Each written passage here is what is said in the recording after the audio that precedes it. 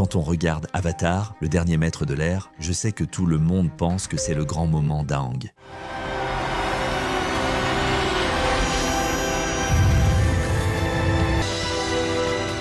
Après tout, il a vaincu le tout-puissant Seigneur du Feu, mis fin à sa domination et en plus lui a épargné la vie, ce qu'aucun autre avatar n'aurait jamais fait. Mais si je te disais que le moment le plus puissant d'Aang est arrivé bien avant la victoire, bien avant qu'il ne maîtrise les 4 éléments, un moment qui prouve pour de vrai pourquoi il a été le plus grand avatar de tous les temps. Et dans cette vidéo, je t'explique pourquoi. Dès le début de la série, on sait déjà qu'Aang est le seul capable d'arrêter la Nation du Feu et d'unir tous les peuples. Parce qu'il ne reste presque plus de tribus de l'eau, les nomades de l'air ont été exterminés et une grande partie du royaume de la Terre est déjà envahie et dominée. L'espoir repose donc sur un garçon de 12 ans, un peu enfantin, qui même en connaissant le poids qu'il porte, préfère souvent s'amuser en chemin. Et c'est justement grâce à sa légèreté et à sa joie qu'on a l'un des épisodes les plus importants de toute la série, l'épisode 2 de la 3e saison appelé Le Bandeau. Il faut se rappeler qu'à ce moment-là, Aang et son équipe sont infiltrés dans la Nation du Feu, essayant de passer inaperçus, puisque tout le monde pensait qu'il avait été tué après qu'Azula l'a touché alors qu'il était en mode avatar. Et c'est justement parce qu'il se trouve dans les terres ennemies qu'on commence à comprendre un autre côté de l'histoire. Jusqu'ici, tout ce qu'on avait vu d'un membre de la Nation du Feu, c'était quelqu'un de sérieux, en colère,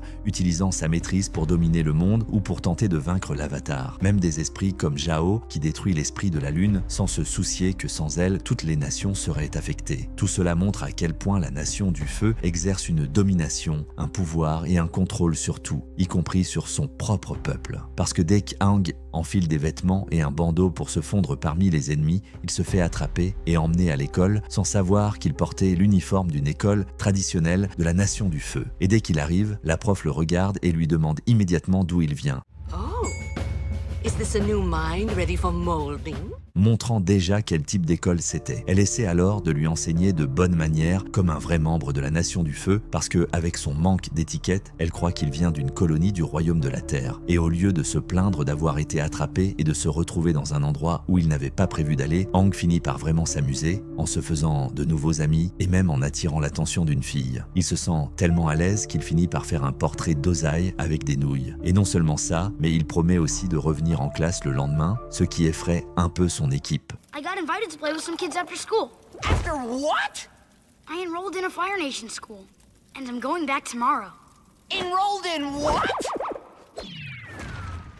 Il trouve ça dangereux, parce que s'il se faisait prendre, il ne mettrait pas seulement son déguisement en danger, mais aussi les chances de gagner la guerre. Surtout qu'Aang était encore en convalescence après la défaite à Ba Sing Se. Mais il réussit à les convaincre en expliquant que l'école pouvait leur donner des informations utiles, comme l'existence d'une rivière secrète menant directement au palais d'Ozai. Et quand il retourne à l'école, il remarque quelque chose d'encore plus important, la façon dont tout le monde est contrôlé et manipulé. Parce que quand la prof lui pose une question directe sur la période où le Seigneur du Feu Sozin a attaqué les maîtres de l'air, Aang répond indigné The Air Nomads didn't have a formal military. Sozin defeated them by ambush.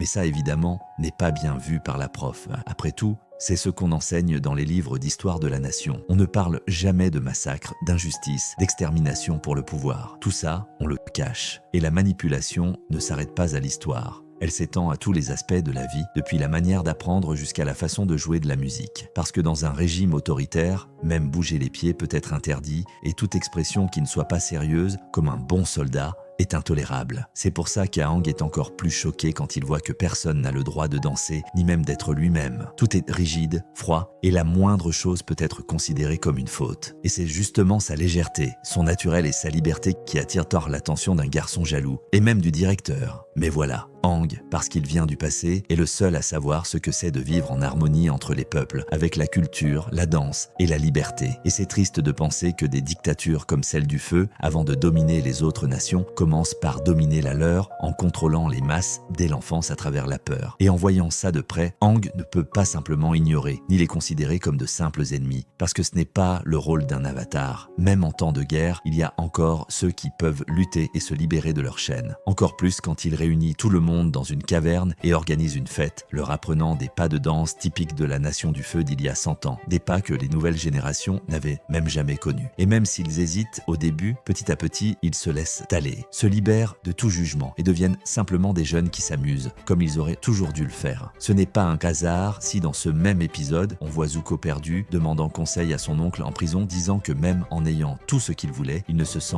ni heureux ni accompli. La façon dont la scène est construite donne l'impression que celui qui est vraiment enfermé dans une cellule, ce n'est pas Iroh mais Zuko. Tout comme ces enfants qui, dès leur plus jeune âge, traitaient leur roi comme un dieu, approuvaient tout ce qu'on leur impose et être prêts à servir leur pays sans jamais questionner les actes cruels qu'on leur ordonne, ou prétendre que c'est pour le bien de la nation. Mais quelle est la meilleure façon de sortir d'un système qui contrôle chacun de tes pas, en faisant des pas encore plus grands? En l'occurrence, des pas de danse. La danse représente la connexion, la liberté, l'union d'une fille de la tribu de l'eau, d'un garçon nomade de l'air et de tous les autres jeunes de la Nation du Feu, comme s'ils ne faisaient qu'un avec un seul objectif. Aang ne leur offre pas seulement du rythme et de la musique, mais de l'espoir. L'espoir que des fêtes existent sans qu'elles servent à glorifier la nation, que l'art puisse trouver sa place même au milieu des guerres et que des peuples différents puissent vivre en harmonie s'ils apprennent à voir au-delà des préjugés. Parce que même quand tout part en vrille et que le directeur débarque pour arrêter la fête et chercher le garçon au bandeau, il ne parvient pas à le trouver. Parce qu'à ce moment-là, ils sont tous le garçon au bandeau. Et surtout, ils sont tous, l'espace d'un instant, l'avatar. Parce que être l'avatar, ça va bien au-delà de maîtriser les éléments ou de gagner des guerres. Avant tout, le véritable avatar libère, que ce soit par sa façon d'être, son humour ou même sa danse. Parce que son but, c'est d'unir, de protéger, de prendre soin et de comprendre qu'aucune haine ne triomphe de celui qui est vraiment libre d'être lui-même. Et ça, c'est le plus grand pouvoir de tous, en se transformant en quelqu'un qui croit, qui fait confiance, comme l'oncle Iroh qui a changé Zuko en se changeant lui-même. Ça, je t'explique mieux dans cette vidéo à l'écran.